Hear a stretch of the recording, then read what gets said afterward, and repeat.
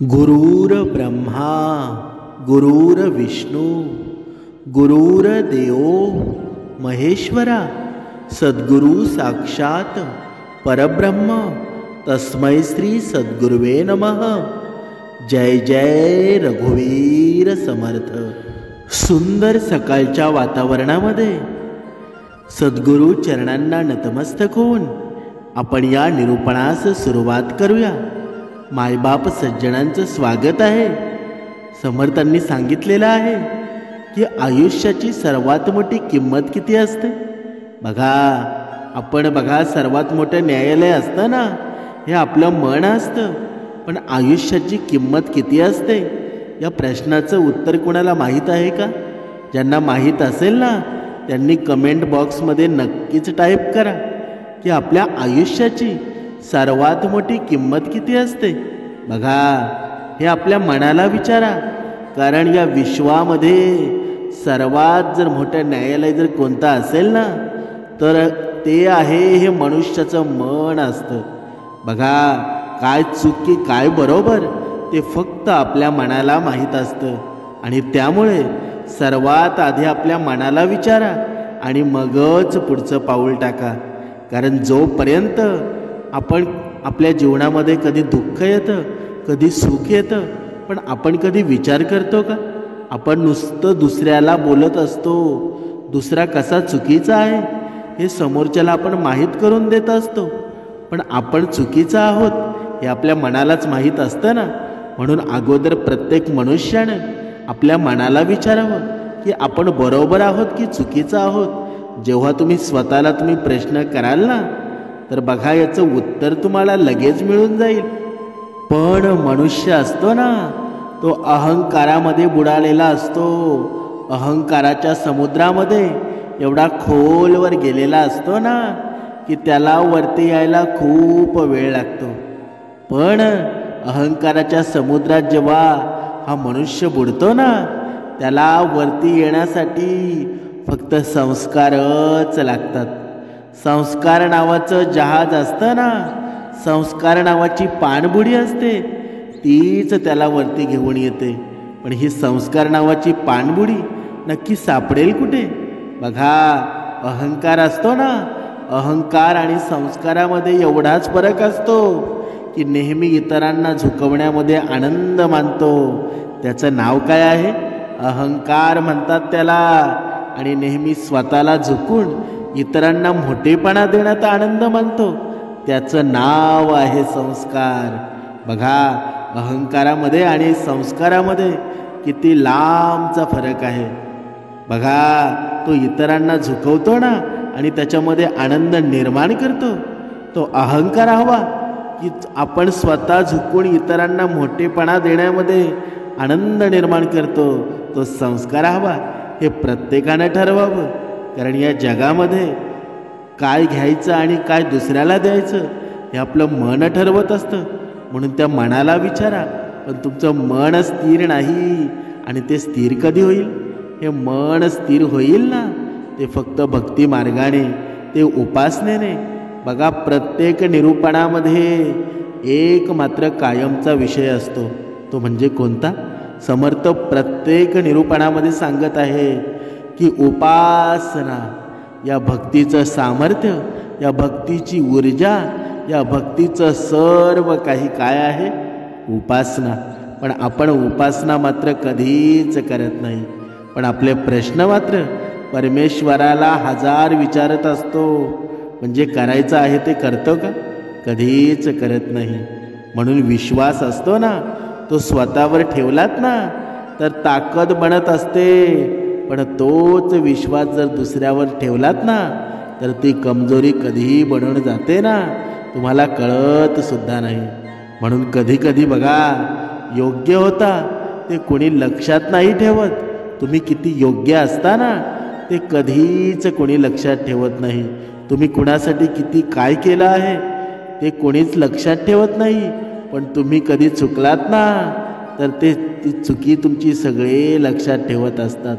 म्हणून आयुष्यामध्ये चुक्या माणसाने कराव्यात, पण एवढ्यासुद्धा करू नये की आपला खरेपणा आहे ना तो खोट्यामध्ये निर्माण होऊन जाईल. समर्थ पुढे सांगत आहेत की बघा आयुष्याची खरी किंमत किती. बघा एका उदाहरणाद्वारे आपण स्पष्ट करूया. बघा एका नातवानं आपल्या आजोबांना हा प्रश्न विचारला, आजोबा आयुष्याची खरी किंमत काय असते हो. बघा आजोबांनी त्याला एक दगड दिला आणि म्हणाले, या अगोदर तू या दगडाची खरी किंमत कळावी अशी माझी इच्छा आहे आणि दगडाची फक्त किंमत काढून ये, तू विकू नकोस. बघा सर्वप्रथम नातवाने एका फळवाल्याला त्या दगडाची किंमत विचारली आणि तो त्या बघा चकाकणाऱ्या दगडाला बघून म्हणाला, या दगडाचा मोबदला म्हणून मी तुला 1 डझन सफरचंद देऊ शकतो. बघा त्या नातवानं आजोबांच्या आज्ञेमुळं दगड विकू शकत नसल्याबद्दल त्याची माफी मागितली आणि व निघाला. बघा वाटेत त्याला एक भाजीवाला दिसला आणि त्याने त्या भाजीवाल्याला बघा त्या चकाकणाऱ्या दगडाची किंमत विचारली. मी तुम्हाला याच्या बदल्यामध्ये एक पूर्ण पोते भरून बटाटे देऊ शकतो. पुन्हा एकदा नातवानं आजोबांच्या आज्ञेमुळं दगड विकू शकत नसल्याबद्दल त्याची माफी मागितली आणि पुढे निघाला. आता त्याला एका सराफाचे दुकान लागलं. आता जाऊन त्याने तो चमकणारा दगड होता तो सराफाला दाखवून त्याची किंमत विचारली. आपल्या भिंगातून त्या खड्याचे निरीक्षण करताच तो सराफ उत्तरला, या खड्यासाठी मी तुम्हाला 10 लाख रुपये देऊ शकतो. नातवंडाला फार आश्चर्य वाटलं, पण नातवानं आजोबांच्या आज्ञेमुळं दगड विकू शकत नसल्याबद्दल त्याची माफी मागितली आणि परत पुढे निघाला. बघा थोडे पुढे आल्यावर त्याला अतिशय दुर्मिळ रत्न आणि मणी विकणारे दुकान दिसलं. त्याने तो दगड तिथल्या रत्न पारख्यास दाखवला. तो रत्न पारखी या विषयामध्ये अतिशय निष्णांत होता. त्याने अलगद तो दगड एका मखमली कापडावर ठेवला आणि त्या दगडाच्या अवतीभोवती प्रदक्षिणा घालत तो म्हणाला, अहो एवढा अमूल्य दुर्मिळ बघा अनखड हिरा तुम्ही कुठून बरं आणला. मी माझे अख्खं दुकान जरी विकलं ना तरी सुद्धा या हिऱ्याची किंमत तुम्हाला देऊ शकणार नाही. आता मात्र तो नातू होता तो चकित झाला. गोंधळलेल्या मनस्थितीमध्ये तो आजोबांकडे परतला आणि त्याचे सर्व अनुभव बघा ते ऐकून आजोबा म्हणाले, मला वाटतं फळवाळा, भाजीवाळा आणि सराफ आणि तो रत्नपारखी यांच्या उत्तरावरून तुला आयुष्याच्या मोलाविषयी कळला असेलच. बघा तुम्ही जरी अतिशय दुर्मिळ अमूल्य हिरा असलाच ना तरी सुद्धा लोक तुमची किंमत त्याच्या सीमित समजुती, आकलनशक्ती, हेतू आणि कृतीनुसारच करणार आहेत. बघा त्यामुळं आयुष्याची स्वतःची किंमत जाणून घेणं सर्वात महत्त्वाचं आहे. समर्थांनी सांगितलेलं आहे की आयुष्याची खरी किंमत आहे ना बघा स्वतःचा आदर करा. इतरांबरोबर कोणाच्याही निरर्थक तुलनेमध्ये कधीच गुंतू नका. पण मनुष्याचं चुकतं कुठे, आपण जेव्हा दुसऱ्याशी तुलना करायला लागतो ना तेव्हा आयुष्याची खरी किंमत कमी होत असते. एखादा श्रीमंत व्यक्ती आहे पण आपल्याकडे ते श्रीमंती नाही म्हणून आपण तो श्रीमंत का झाला, बघा तो श्रीमंत कसा काय, ह्या भरपूर गोष्टींमध्ये अडकून राहतो. मग आपल्याला दुःख येणारच आहे ना.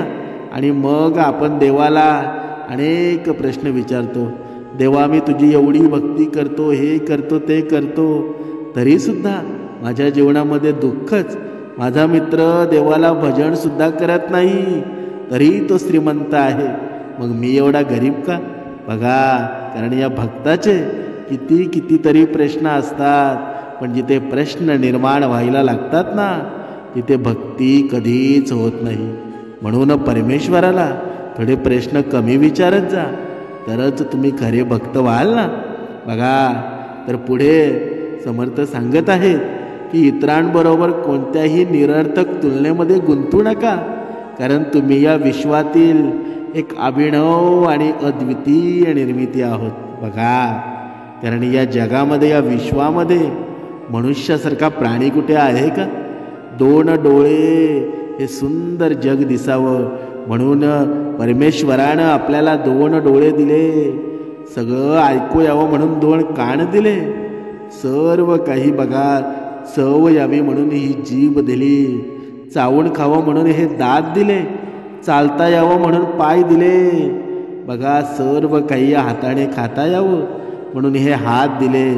सर्व काही या परमेश्वराने ही निर्मिती करताना सर्वात सुंदर निर्मिती या मनुष्याची केली, तरी सुद्धा मनुष्य मात्र निरर्थक गोष्टींच्या मागे लागून या आयुष्याची खरी किंमत त्याला कळत नाही. म्हणून बघा, तुमच्यासारखे फक्त तुम्हीच आहात, हीच तुमच्या आयुष्याची खरी किंमत आहे. आणि आपल्या सर्वांना स्वतःची खरी किंमत कळून स्वतःवर प्रेम करायला शिकलं पाहिजे. पण मनुष्य स्वतःवर प्रेम करतो का?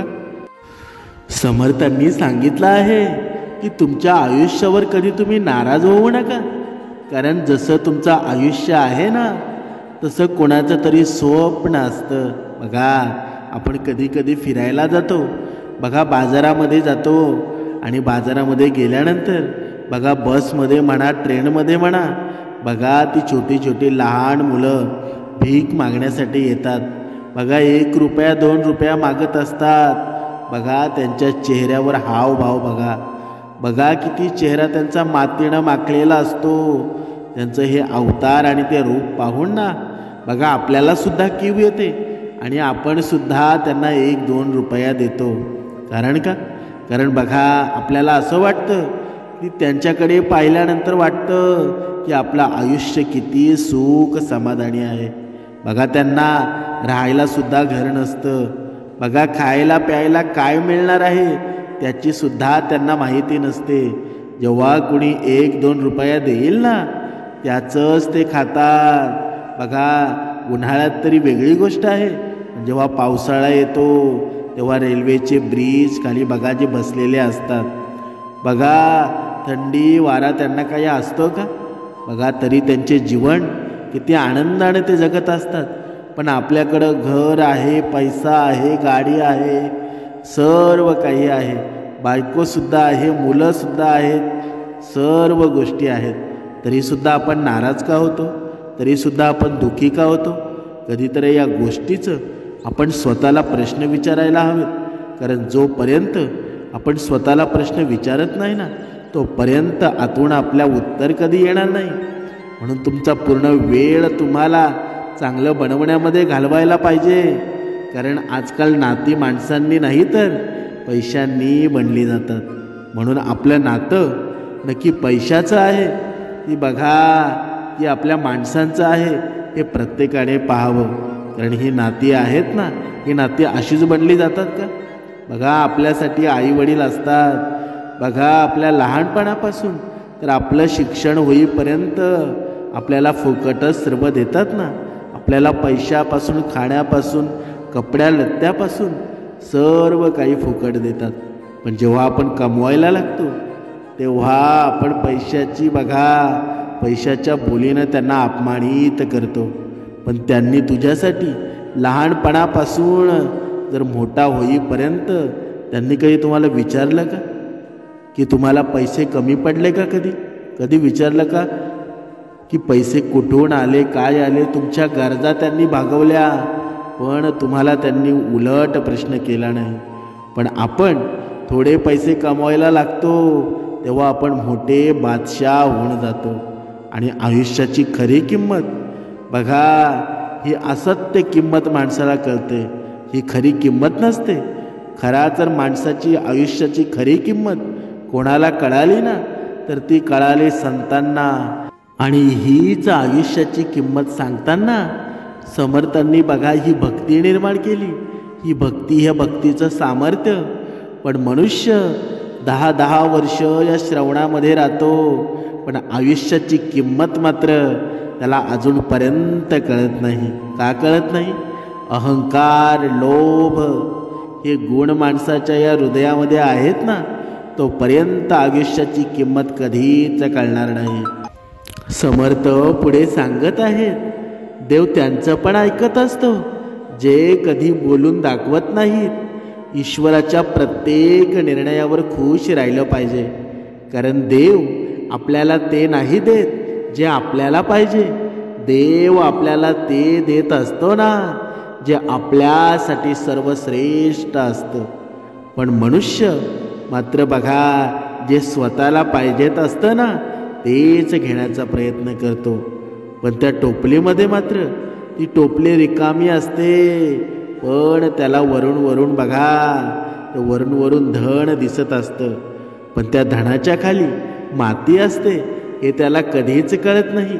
पण भगवंत जेव्हा आपल्याला देतो ना ते मनापासून देत असतो, तेव्हा ती टोपली सर्व धनाने भरलेली असते, सर्व पैशांनी भरलेली असते, सर्व समाधान सुखाने भरलेली असते.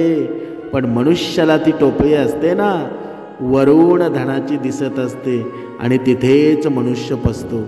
आणि मग आपल्या जीवनामध्ये दुःख निर्माण होतो. आणि मग हा मनुष्य परत भगवंताला प्रश्न विचारू लागतो की मी एवढी भक्ती करतो, मी एवढं काही करतो, तरीसुद्धा माझ्या जीवनामध्ये दुःख का? पण तू जे मागितलंस ते परमेश्वर तुला देणारच होता, त्याच्यापेक्षा जास्तच देणार होता. मग मागायची गरज का होती तुला? बघा, कधी कधी काही भक्त आहेत ना खूप जास्त मागणी करतात. एवढ्या मागण्या करतात की त्याच्या मुळांबाळांपासून बहिणीच्या मागण्या, बघा सर्व लोकांच्या मागण्या करतात. पण त्यांना सांगणं आहे की भक्ती करायची आपण, आणि मग त्याचा फायदा मात्र आपल्या बहिणीला, भावाला, मित्राला कसा मिळू शकेल बरं? कधीतरी विचार केला आहे का आपण? तुम्ही जर भक्ती केली तर त्याचा फायदा तुम्हालाच मिळेल ना. म्हणून काय मागावं हे प्रत्येक भक्ताला समजलं पाहिजे. समर्थ पुढे सांगत आहेत की आपल्याला आयुष्याची खरी किंमत कळेल कधी? जेव्हा बघा आपल्याला कोणी काही बोललं, किती जरी संकट आपल्या जीवनामध्ये निर्माण झालं तरी नेहमी स्वतःला शांत ठेवा. कारण ऊन कितीही कडक असला ना तरीही समुद्र कधीच आटवू शकत नाही. कधी तुम्ही पाहिला आहे का? समुद्र आटलेला कधी पाहिला आहे का? बघा, असं म्हणतात ती मुंबई जी वसलेली आहे ना ती समुद्राच्या वर वसलेली आहे. समुद्र वरती दिसतो आणि मुंबई ही खाली दिसते. म्हणजे बघा, आणि एवढा ऊन पडतो, एवढा सोसाट्याचा बघा वारा असतो, एवढा भरमसाठ ऊन पडतो, तरीसुद्धा समुद्र कधी आटलेला पाहिला आहे का? कारण तो विशाल आहे, त्याची एवढी सीमा आहे ना की बघा आपण किती खोल आहे, किती उंच आहे हे आपण सांगू शकत नाही. म्हणून आपले विचार आहेत ना एवढे खोलवर आणि एवढे उंचसुद्धा हवेत. कारण जेव्हा आपल्याला जरी कोणी त्रास देण्याचा प्रयत्न केला तरी आपलं मन आहे ना ते शांत असायला हवं, शांत ठेवायला हवं. कारण जिथे दया, क्षमा, शांती निर्माण झालेली असते ना तिथे माझा भगवंत न बोलवला तरी जात असतो. पण आपला भक्त मात्र काय करतो की भगवंताचा नुसता धावा करत असतो. पण समर्थांनी सांगितलेलं आहे की परमेश्वराने कधी यावं आणि कधी नाही यावं हे परमेश्वर ठरवत असतो, हे मनुष्याचे कर्म ठरवत असतात. पण मनुष्य मात्र कर्म चुकीचे करतो, कर्म अवगुणाचे करतो आणि मग भगवंताला बोलवण्याची इच्छा प्रकट करतो. तेव्हा भगवंत येईल का? तेव्हा सद्गुरू येतील का? कधीच येणार नाही. तुमचे कर्मच ठरवत असतात की तुम्ही परमेश्वराचे किती जवळ आहात. मग आपण परत नाराज होतो, परत परमेश्वरावर हट्ट करू लागतो की मी एवढी उपासना करतो, मी एवढं काही करतो, पण माझी दुःख तुम्ही बघा मुक्त करत नाही, संकटापासून तुम्ही मुक्त करत नाही. पण तू सर्व काही करतो, पण मनुष्याशी मनुष्यानं चांगलं वागणं हा माणुसकी धर्म तू सर्वात अगोदर करायला हवा. दुसऱ्याच्या जीवनामध्ये सुख निर्माण करणं हा तुझा खरा धर्म आहे. पण तू हा धर्म विसरला आहेस. भुकेलेल्याला अन्न कधी तू दिलं नाहीस, तहानलेल्याला पाणी कधी तू दिलं नाहीस. तू देव केलास, उपासना केलीस, भक्ती केलीस, पण भगवंताला जे आवडतं ना ज्यांच्या चेहऱ्यावर आनंद झाल्यावर भगवंताची भक्ती होते, तेच तू करायचा विसरलास. मग तुझ्या हाकेला भगवंत कधी धावून येईल का? कधीतरी या गोष्टीचा विचार तू करायला हवास. समर्थ पुढे सांगत आहेत की तुमचं मन जर खंबीर असेल ना, तर या सत्य गोष्टी तुम्हाला स्वीकारायला हव्यात. बघा, जीवनामध्ये यशस्वी होण्यासाठी काही गोष्टी स्वीकाराव्या लागतातच, तर काही गोष्टींचा त्याग करावा लागतो. बघा, जीवनात आलेले अनुभव असतात ना, ते जीवन माणसाचं समृद्ध करत असतात. पण मनुष्य मात्र त्या अनुभवांना बघा उत्तरं शोधायला बघत नाही, उलट त्या प्रश्नावर प्रश्नचिन्ह निर्माण करत असतो. आणि मग माणसाच्या जीवनामध्ये 7.5 नावाचा रोग निर्माण होतो आणि तो जाण्याचा थांबण्याचा कधीच बघा विचार करत नाही. म्हणून जे लोक असतात तुमचा द्वेष करतात, त्यांना तुमचा नेहमी हेवा वाटतो, तेव्हा अशा लोकांचा विचार न करता पुढे चालत राहा. कारण दृष्टीने बघा, दृष्टीचं ऑपरेशन करता येतं, पण दृष्टिकोनाचं कधीच करता येत नाही. बघा, आपले हे डोळे आहेत, डोळ्यांवर भुरळ आली तर त्या डोळ्यांचं एकदा ऑपरेशन होऊ शकतं. पण आपला बघण्याचा दृष्टिकोन आहे ना, तो दृष्टिकोन चुकीचा निघाला तर त्या चुकीच्या दृष्टिकोनातून संशयाचं ऑपरेशन कधीच करता येत नाही. आणि इथेच मनुष्य चुकतो. जिथे आपल्याला बोलायचं असतं ना, तिथे मात्र तो कधीच बोलत नाही, आणि जिथे बोलायचं नसतं तिथे तो अति जास्त बोलून जातो. म्हणून तुमच्या गोड बोलण्यानं कोणाचं चांगलं होत असेल ना, तर नक्की गोड बोला आणि त्या व्यक्तीला प्रोत्साहित करा. बघा, त्या व्यक्तीला प्रगतीचा मार्ग दाखवा. तुम्ही एक मार्ग जर कोणाला प्रगतीचा दाखवला ना, तुमच्या जीवनामध्ये 1000 मार्ग प्रगतीचे निर्माण होतात. पण जर याउलट जर तुम्ही एखाद्याला चुकीचा मार्ग दाखवला, एखाद्याला खड्ड्यात पाडण्याचा प्रयत्न केला, तर येणारा काळ सुद्धा तुम्हाला 1000 खड्ड्यात पाडणार आहे. हे प्रत्येकाने लक्षात ठेवा. आणि मग आपण शोधत बसू सुख आहे कुठे. सुख तुम्हाला कोसो दूर दिसेल, तुम्हाला तो दिसेल पण कधीच तुमच्या हाती लागणार नाही. म्हणून समर्थांनी सांगितलं आहे की पाठीवर थाप मारून कोणाचा थकवा जात असेल ना, कोणी प्रोत्साहित होत असेल, तुमचं कोणी ऐकत असेल, तर त्यांना नक्की प्रोत्साहित करा. आपल्यामुळं कोणाचं तरी चांगलं होतंय ना, याचं समाधान खूप मोठं असतं. आणि याचा परतावा म्हणून परमेश्वर सर्व काही आपल्याला समाधानामध्ये निर्माण करतो, धन संपत्तीमध्ये निर्माण करतो. कारण घड्याला थांबवल्यानं घड्याळ थांबतं, वेळ कधी थांबत नाही. तसंच तुमच्या जीवनामध्ये कोणावाचून कोणाचं अडत नाही. वेळ प्रत्येकाला त्याच्या कर्माचं फळ देत असतं. तेव्हा तुम्ही चांगले कार्य करत राहा. बघा, चांगल्या कार्यामध्ये विरोध होतच असतो. बघा, जिथे चांगलं कार्य असतं ना, त्याला भरमसाठ विरोध असतो. पण त्याला तुम्ही घाबरून जाऊ नका, कारण जिथे तुम्ही सर्वश्रेष्ठ होता ना, तोच तुमचा काळ असतो आणि तिथेच तुमचे नशीब चमकायची वेळ येते. म्हणून भाषा गोड ठेवा, त्यामुळं माणसं तुटत नाहीत. तेव्हा सर्वांशी प्रेमाने वागा. तुम्ही सर्वांशी प्रेमाने वागलात ना, तुमच्या जीवनामध्ये सुद्धा प्रेम निर्माण होईल. बघा, समर्थ पुढे सांगत आहेत, आपली प्रियसी असते. बघा, प्रियसी कितीही चांगली असली ना, तरीही ती एक दिवस डोकेदुखी बनतच असते. पण बायको कितीही कडू असली तरीही ती एक दिवस तुमचं औषध बनते. आणि घराला स्वर्ग बनवणारी ही बायकोच असते, हे सर्वांनी लक्षात ठेवा. म्हणून बघा, समर्थांनी आपल्याला सांगितलंच आहे, परस्त्री माते समान. म्हणून आपल्या जीवनामध्ये बघा, काहींच्या जीवनामध्ये प्रियशी सुद्धा असेल, पण समर्थ सांगत आहेत की माणसाच्या जीवनामध्ये जर त्याला शेवटपर्यंत त्याच्या खांद्याला खांदा लावून जर कोणी साथ देणारी स्त्री असते ना, तर ती बायकोच असते. कारण हे 2 दिवसांची नाती कधीच पूर्णत्वात जात नाही.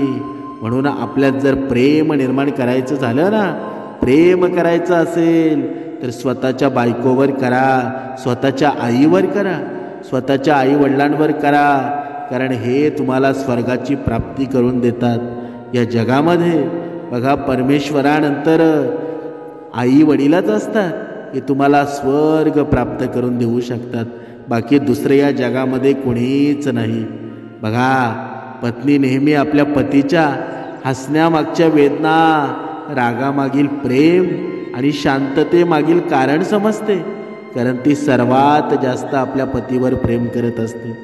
पण कधी कधी हा पती असतो ना, खूप व्यसनाधीन असतो. बायकोला चांगलं वाटावं म्हणून श्रवणाला बसतो आणि घरी आल्यानंतर बघा व्यसन करायला लागतो, दारू पितो, तंबाखू खातो. मग तुला परमेश्वर माफ करेल का? अजूनही वेळ गेलेली नाहीये, कारण काही भक्त आहेत ना, ते अजूनही चुक्या करत आहेत. पण त्यांना असं वाटत आहे की मला कोणी पाहत नाही, पण भगवंत वरून सर्व काही पाहत आहे. तुम्ही जे काही अवगुण करत आहात, जे काही तुम्ही चोरून करत आहात ना, पण पाहणारा माझा भगवंत आहे. आणि भगवंत सर्व काही कर्माचं तुमचे भोग आहेत ना, ते सर्व काही भोगावे लागणार आहेत. म्हणून विचार करा, धुंदीमध्ये राहू नका की मी चोरून करतो आहे. सर्व काही पाहणारा माझा परमेश्वर वर बसलेला आहे. म्हणून बघा, समर्थ पुढे सांगत आहेत की कोणाच्या दुःखाचा अनादर करू नका, कारण प्रत्येक जण असतो ना, आपापल्या परीनं संकटाशी सामना करत असतो. काहींना आपल्या वेदना लपवता येतात तर काहींना येत नाहीत.